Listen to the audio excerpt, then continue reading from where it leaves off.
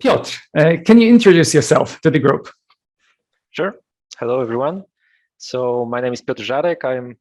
I'm a development lead for many years now in various environments, in various companies, from startup to corporations. And what I also do is I'm doing trainings. I'm doing trainings in subject of DDD and in subject of BDD, and also I'm a consultant for companies in these subjects. So yeah, I think that's more or less it. That's me. All right, great. Now, let me also tell you that I studied with Piotr. We studied computer science in Warsaw together. So we've known each other for quite a long time. Piotr, so can you tell us a bit about complexity in software development? So where does it come from? Well, I would say complexity, there are various layers to complexity. So there is a layer of complexity in terms of like organizational structure, so that people have to communicate with each other to achieve something. And there is also a complexity in terms of architecture, how the software is structured and how easy it is to support it, to make changes to additional functionalities and stuff like that. And what's more is that there is like one influences the other as well. So there is this whole concept of Conway law, that actually the architecture of an application becomes is very much influenced by the organizational structure, because people are trying not to communicate between squads as much as possible, and that leads to workarounds and adding additional complexity that is not necessarily needed in terms of like technical stuff and architecture.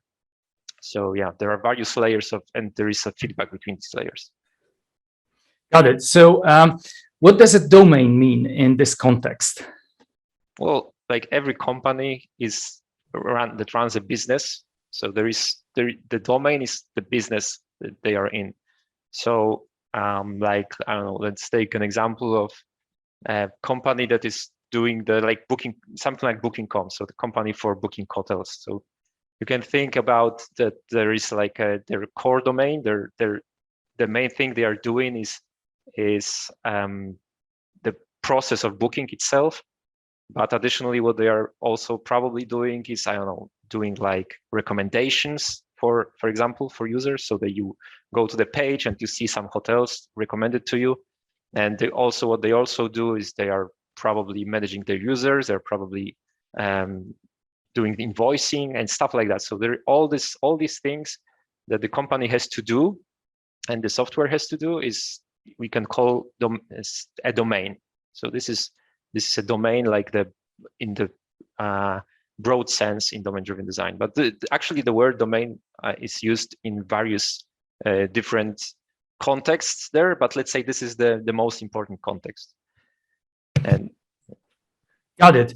So, okay, so you talked about complexity, about Conway's law in particular, how the structure of the organization influences the structure of the computer system. And you talked about the domain. So what is domain-driven design and how does it help tackle that complexity of software development? Yeah. So the first thing that is like actually in the name itself is that the design of the architecture should be driven by the domain in which the company is in. So the design should come out of this. And what is usually like the most important thing in domain-driven design is to look at this domain and to split it into smaller domains, to split it into subdomains, so-called. And then there are various tools. So what domain-driven design does is they are giving us a lot of heuristics, a lot of tools that are so-called social technical tools, because they are tools regarding organizational structure, but also they are about the technical details that are going from the top, from this very strategic level of splitting the domain to subdomains and splitting the teams to the lowest possible levels, which is the exact organization of the code itself and how we should organize the code. Okay, so this is interesting because now you seem to have a solution for this problem of how to structure the organization in order to take advantage of the fact that the architecture of the software will mirror the architecture of the organization. So can you tell us a bit more about how do you actually get there? How do you start bringing domain-driven design into an organization? Yeah, okay. So the first thing, like the first lesson from this Conway law is that people between squads don't like to cooperate too much. They don't like to communicate too often. So what you want to do is to minimize the effort. So minimize the necessity to do the conversations, to the communications between the squads. You want to do most of the conversations within the squad itself. So what domain-driven design gives us is this tool that, first of all, you should look at this domain as this big chunk of things you have to do, split it to smaller domains called subdomains. And then for every subdomain, you can, the squad should be the one, every squad should be responsible for at most one, no subdomain should be managed by more than one squad. That's the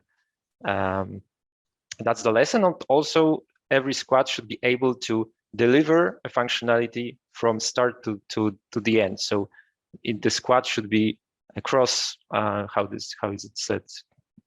I don't forget the word, but generally they should have a domain expert, so someone from that has a business point of view. They should have testers, that should have front-end developers, back-end developers. Like the subdomain itself should be driven by the subdomain itself. So the subdomain itself should tell us what kind of people should be involved in this domain, and then what kind of technology should be involved in this domain. And so the squad should be able to deliver functionalities and in their narrow subdomain. Got it. So can you tell us a little bit about how this originated before we go into more detail? So where does it come from, this whole term, and who invented this? So it's invented by Eric Evans in the early 2000s, in his famous Blue Book. And so yeah, so that's where it came from. And in the beginning, it was, you can say that there are two levels to domain-driven design. One are the so-called strategic patterns, which are these patterns regarding how to structure the whole infrastructure around the subdomains, how to split domain to subdomains, what to do about the squad, the teams, how they should cooperate, how they should communicate. These are strategic patterns. And there are also there is a separate lane, which are tactical patterns. So they go deeper into the code itself. So within this particular subdomain, you are building the so-called bounded context, which is like a service, which is like an answer to your problem that you are trying to solve. And within that, you are going like deeper into how you should exactly structure the code, which is that there are entities, value objects, repositories, factories, and all of that, like the design patterns. And in the beginning, like in 2000s, people were more the tactical patterns, like they became more famous. So the whole domain-driven design was more like, when people heard domain-driven design, they were thinking mostly that these tactical patterns. No one really cared about the strategical patterns that much.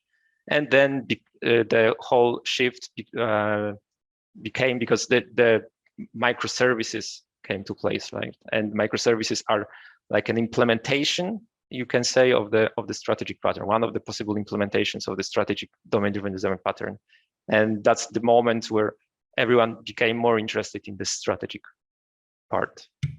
Yeah, so that's interesting that the advent of domain-driven design to some extent correlates with the advent of microservices. So can you tell us a bit more then? So each microservice is then responsible for a given subdomain. Do I get it right?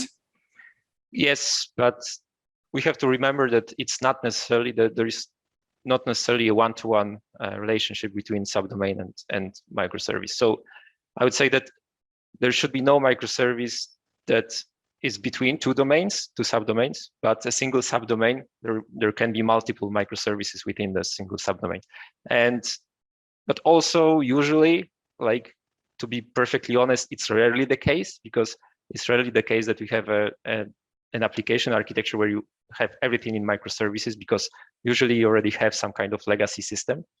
And so usually you have various, so in the single subdomain, you have some stuff in the monolith and some microservices as well. Got it. So can you tell us now a story of how you worked with the client around domain-driven design? What were the challenges you faced? What were the pitfalls in particular? And how did you overcome them? Yeah, okay. So like the main pitfall is to treat the domain-driven design as a set of rules instead of a set of tools. So, and that's what I did in the beginning. And also what I did was to focus very much on these tactical patterns. And so for a very like simple problems, I already took like all these possible patterns like repositories and factories and entities and value objects, and everything was there, even for as simple as possible CRUD. And that's what like almost everyone does with domain-driven design at first. And it's almost always disastrous because it becomes an over-engineering. So yeah, that's the one of the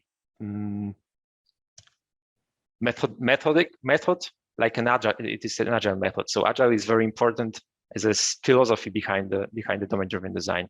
And very often domain-driven design is treated like as almost waterfall kind of tool, where people are first modeling things and like doing all the possible event storming sessions and stuff like that, using all the possible tools first to model it with all the possible consequences until they write a single piece of code. So that's Can you tell us a bit more about that event storming? What is it? Yeah, so this is one of the more like today when we are thinking about domain-driven design.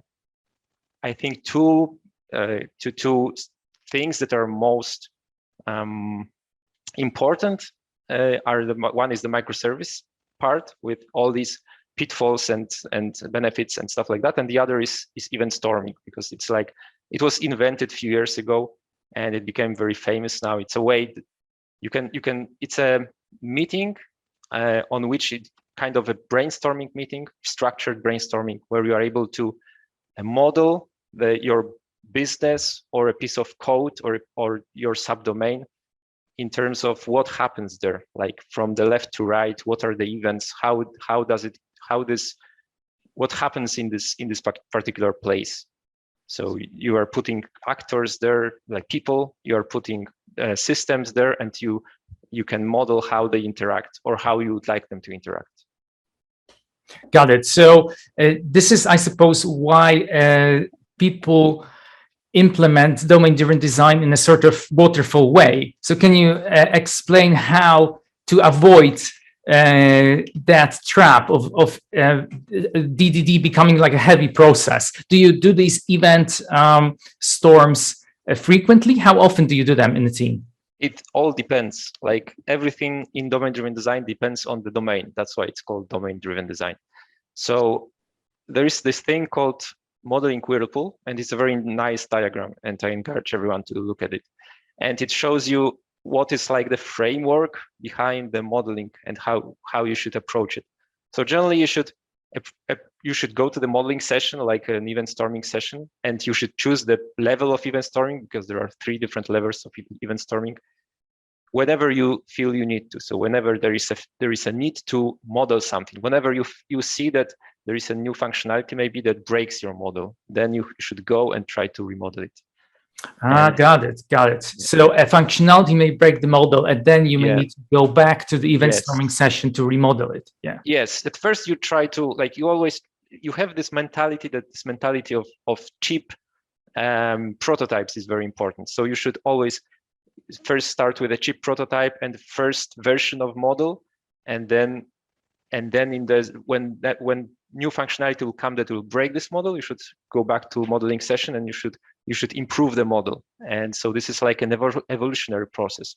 So that's why the DDD is like very compatible with all the other agile methods like behavior-driven development or test-driven development, refactoring. All these things are engraved almost in the domain-driven design. as well. Got it. So one last question before I open this stage. What is this ubiquitous language that DDT people talk about? How do you use it, and what is it about? Yeah, so you can look at it as just another tool, to be honest, in domain-driven design. So just another tool to simplify things, because all these tools in domain-driven design, their only goal is to simplify things. So very often you are first of all using different words for the same thing. So the developer is using a different word for the thing, and when he's talking to business people, he has to translate it to a completely different thing. And possibly maybe in the past it was called differently, and it's still there in the database. So the database table is called differently, and the code is called differently, and in the UI is maybe even called differently. So it's a very, very often situation that you have. So what DDD says is that should be negotiated, this language between the domain experts and technical people. They should both negotiate language that they will use, and they will use it on all levels. And also the other pitfall of language is often that we try to invent a single word and for the whole domain, like all the possible subdomains and all the possible domain experts from very different backgrounds, like accounting and people responsible for invoicing, and people responsible for this functionality itself and stuff like that. So they usually use different languages, and you are just trying to use one word for things. So what DDD says is that the boundary for the ubiquitous language is a bounded context. So you should only so just in single bounded context. So in this that is attached to a single subdomain, there you should be always use the precise words. So the single word should mean the same thing, but you don't have to invent words for all the possible subdomains you have in your organizations. Got it. So to go back to the example you mentioned, booking.com. So you have these subdomains. You mentioned invoicing, you mentioned hotel booking, and you may have a word there, like a person, that should, within one context, like invoicing, should mean one thing, but it can mean something else in the context of hotel booking itself. Did I get it right? Yes, correct. This is when you are thinking of a person, a user, stuff like that, it usually means different things in different domains. So for an accountant, person, user is probably someone who has a name and address and VAT ID and stuff like that. And for a person that deals with, I don't know, let's say recommendations, then the user will be someone with a particular history of bookings and a particular I don't know what he does, what he likes, and stuff like that. So this is like completely different set of data, let's say, and set of behaviors. Got it. But then within a given context, so the recommendation system, once you define the person in a given way, then you use it in the database name, the API, I suppose, everywhere in the code, the class names, and so on. It should all mean the same thing. The same word should mean the same thing. Yeah, and it should be a meaning that is acceptable to domain experts and to developers at the same time. Exactly. It should be negotiated between them. So everything in domain-driven design like focuses on making the communication within the single subdomain, within the single team, as efficient as possible. So from this domain expert down to QA and developer and front-end developer, back-end developer, database expert, dev, I don't know, whatever, the operational, everyone should be like this communication within them should be as efficient as possible. Got it. All right, I'm going to open this stage now. Feel free to ask questions. You can type them in the chat. You can raise your hand, and I will let you speak. What I'm going to do, I'm going to change the view to gallery now, so that we can all see each other. And I'm going to, and by the way, feel free to turn your camera on, because that improves interactivity. We can then see each other's faces. We can communicate. It would be great if we could keep it interactive like this. So I will then ask the next question, which is, can you tell us a bit more about the tools? So you mentioned that domain-driven design has a number of tools. What other tools you find as most important in domain-driven design? Well, okay, so even storming, like it's a very important tool here. Context mapping is like a pretty old one, but it's still very interesting in terms of to map the how we could attach bounded context to the subdomains and how we can model the communication between squads and what are the relations and what is the dynamics of these relations, the power dynamics and things like that. That's very interesting. So can you tell us a bit more what that is and how do you use it? Well, that just, so you are, when we are splitting the domain, the whole domain to subdomains, and then you are thinking about the bounded context. So the bounded context, I actually didn't define it. So maybe I should do it now. So when you think about domain and subdomain, you are thinking about the problem space. So you are thinking about things that the business have to solve. And when what bounded context is like an answer to this, it's like your solution. So usually bounded context is just like a piece of software together with the squad that is responsible for this software. So for a given subdomain, let's say the accounting subdomain, there is probably a bounded context, like a accounting service in terms of microservices or whatever that is. Maybe there are two bounded contexts. Maybe there is like a legacy accounting service, which is like an old one, and a new one, which we are building, things like that. They can be many different things. And context mapping is exactly for that. So for mapping all these, where are these possible contexts? Where are we now? So that, for example, in this particular domain, we have two different services responsible for that, two different squads. And then you are drawing the connections between this context. So you are seeing which squads we have to communicate with each other, which software, so like say microservices have to communicate with each other. How are they doing that? Do they have to go to production at once? Is there like a partnership relationship between them that they have to negotiate everything? Or is it more like that one of the contexts, one of the service gives some kind of API to the other service, so it's more or less autonomous and things like that. So I don't want to go too much into detail, but that's the deal. Yeah, I already find it quite interesting from what you're saying. We have a question on the chat, and I can see Mark raising his hand. I think the question on the chat came first. So it's a question from Doug. How has DMN, domain modeling notation, integrated with DDD, relating to automated tools, adoption by business managers and stakeholders? If you could also, Doug, perhaps say a bit more, tell us a bit more about domain modeling notation for the benefit of those who don't necessarily know what that is. Sure, I can steal the stage for a couple of minutes here to describe what it is. So domain modeling notation has evolved from BPMN, or business process modeling notation. That's kind of around business rules and business workflows. It's sort of managed by the object modeling group, omg.org.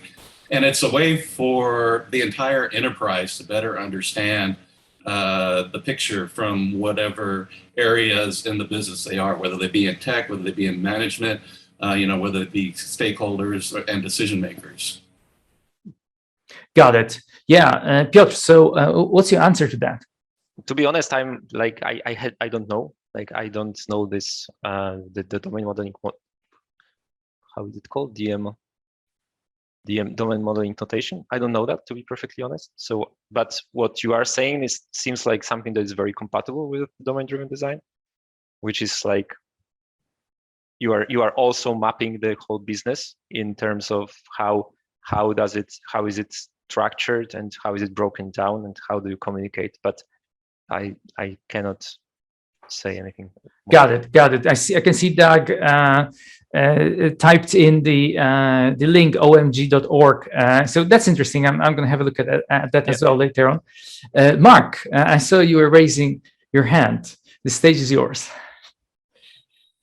Hey guys. I think with what Doug has just said, it may actually relate to his comments and the OMG actually, because something I'm curious about, if you ignore the organizational structure and like team design side of domain-driven design, Piotr, how related or different would you say the design process and naming is from, for example, say traditional object-oriented analysis and design with breaking things into components and the naming of them based around entities and messaging? How is that kind of related or different in terms of, yeah, the naming and how it affects the architecture style, for example?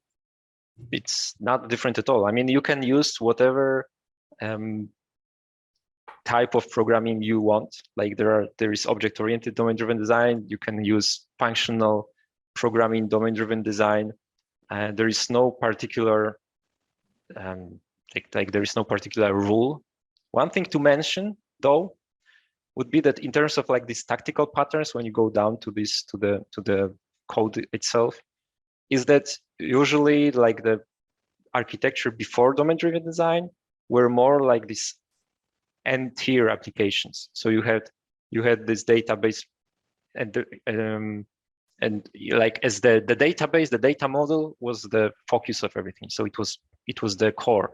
And in domain-driven design, usually we put the whole behavior as a core. So the entities, the aggregates. So rather the behavior, the model in domain-driven design is rather connected with the behavior, and the data structure is more like almost like a detail. Like what we do is like we put the entities, so the behavior in the core, while all the database is just like in the hexagonal structure, hexagonal architecture. It is just connected to that. Okay. Sorry, could I just follow on from that briefly? Go on, sure. Yeah, so with what you were saying there, does that mean, or how much of an influence is, for example, non-functional requirements in terms of how it affects the architecture if you are applying the DDD kind of tools? Like performance, for example, what's? Yeah, performance, stability, failover, things like this, operations and maintenance. Is that a kind of big consideration? Yeah, of course. Yeah. So like the philosophy behind it is that this core thing, which is this model, it is something that is more or less stable. So the behavior, how the application should behave is more or less stable. So you are just usually adding things to that. So this is very easily testable, and this is something that we want to really secure. And all the rest, which these infrastructure things, these are things we can experiment with. So, and this is actually like domain-driven design.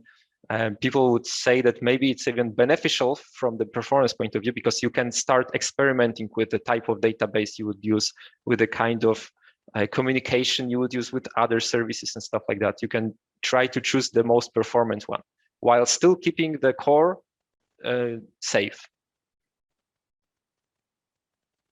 Yeah, thank you. Sure. All right, great. So can you tell us a bit more about how DDD is changing? You already kind of mentioned that event storing, for example, is a new addition. Yeah. So what other changes do you see, and how it was applied in 2004 and how it's applied today? Yeah, okay.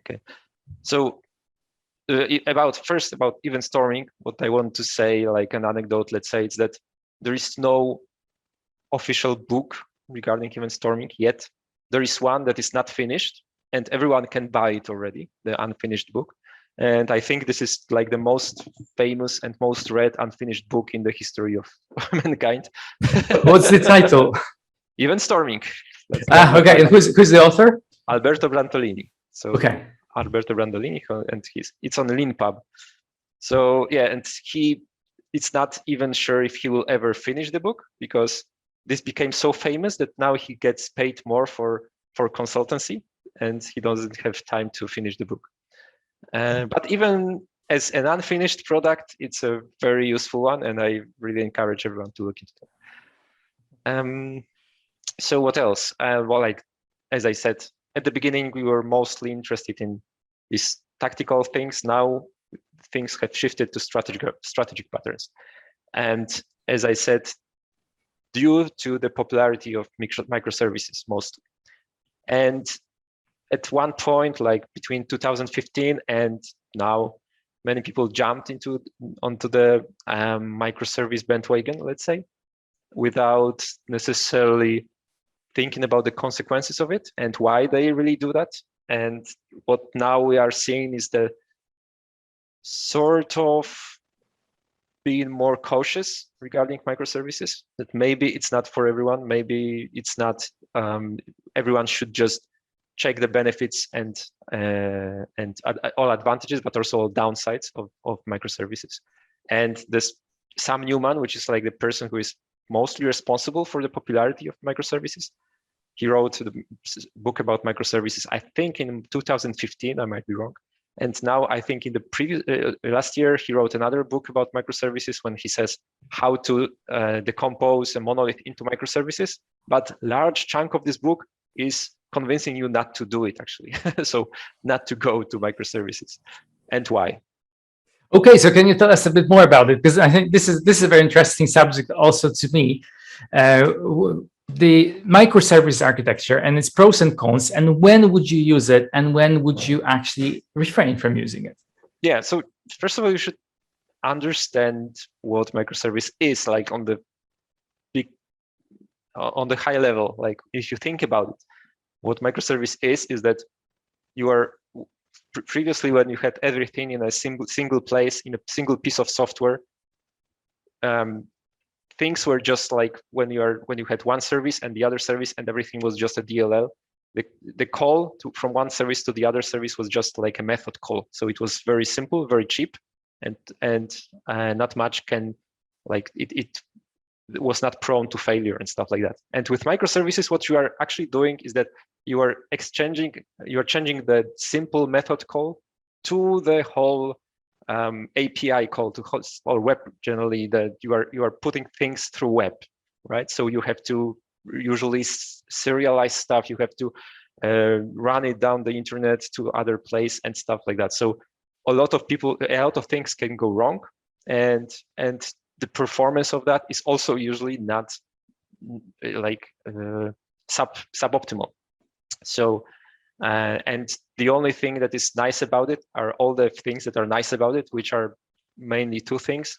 One is that you are then able to deploy services autonomously, like independently. So if you have separate teams, autonomous teams that are working on their bounded context, that they are responsible for their services, they can deploy their services however they want to do that. They also can choose the language, the coding style, everything. They can choose the technology for their particular subdomain and for their particular bounded context, however they want to do it. And so to choose whatever will be most efficient for the particular subdomain. And last thing is that the most important thing, I guess, is the scalability, so that you can scale the services independently, depending on the needs of given domain.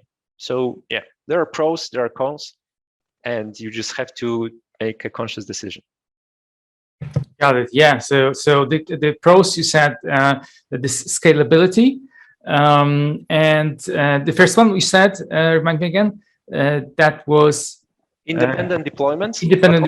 But also okay. Independence in terms of technology you are using. Independence in terms of technology. And the downside is that now we have all those complicated calls between microservices, and previously you just had a simple method call within a monolithic application, and you have a lot of potentially debugging problems and with that and other issues that can come up.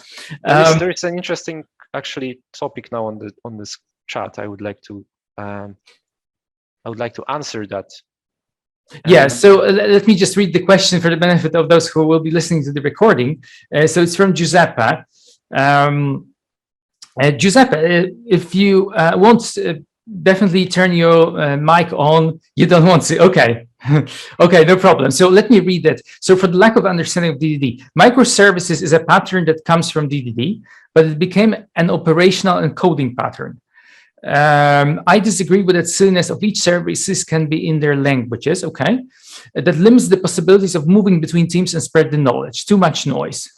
Yeah. So one thing to remember is that, like, generally it's true. So of course there has to be like a management decision in terms of how we want to, what level of autonomicity, I don't know the word, how autonomous we would like teams to be. So this is, and what kind of technologies we would like them to choose from. So it's of course like a high level decision, and there are pros and cons to that again.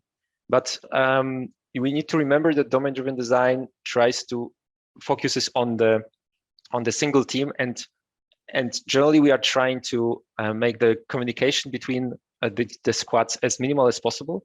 That also involves people moving between squads. So generally we are not advising people moving between squads too often. And in terms of like choosing its own language, or language, of course, is like a very, let's say, it's very far. Like this is a very, very taking this technology autonomy to a very far conclusion. But generally, that you're choosing the ability of the squad to choose the technology is beneficial, because again, this is domain-driven design, and what it says is that for every domain, for every subdomain, we should be able to choose the most efficient technology for the job. So for every domain, there could be different technology that will do the job best. So yeah, so there are pros and cons, and again. Sorry. Anybody else would like to jump on this issue of choosing the language? It seems to be one of the most controversial decisions in a company. I'm having too much noise, but I will have to jump in quickly. One of the issues I have seen in a lot of companies that they move into microservices is the fact that they start to using different languages between modules.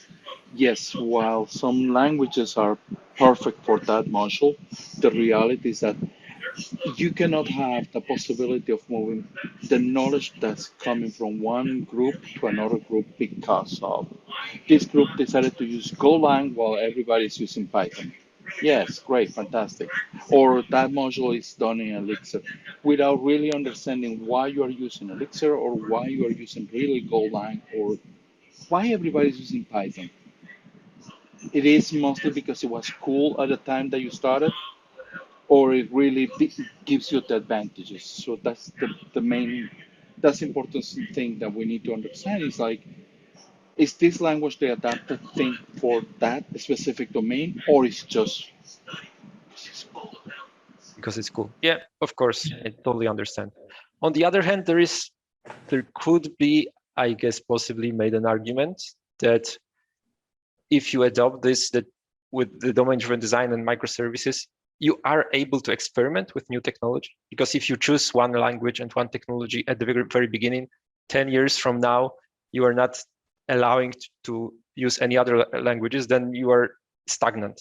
And with domain-driven design and microservices, you can experiment in a small field. If someone will go wrong, you can always like go back in this particular field. So you can create side services that using these new languages that bring some advantages. And if the service is working correctly, you can remove the old service, connect almost with no issues on the rest of the domains. Each one of the services should not be aware of what happened here, but it's still the situation of this is a migration and this is the design of my architecture. And if my architecture, I allow everybody to do whatever they want, meantime they follow microservices, we are having the main issue of creating microservices complexity when it was a promise of reducing the complexity of the big monolith. yeah, of course, I agree.